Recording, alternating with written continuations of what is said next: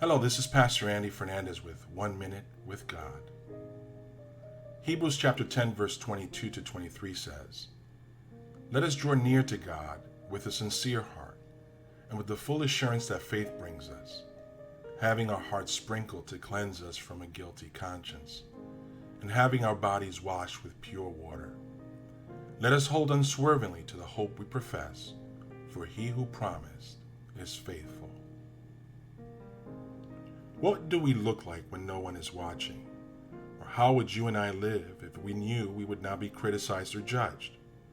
How about if a microphone were to be wired to our thoughts? What would people hear, or what would people say? If only our pillows can talk, I assure you that many of us have more in common than we would like to believe, to think, or to share. The ability to see the true nature of someone requires that we remove all the masks, all the titles, and all the pompous images that we permit ourselves in order to fit into this world.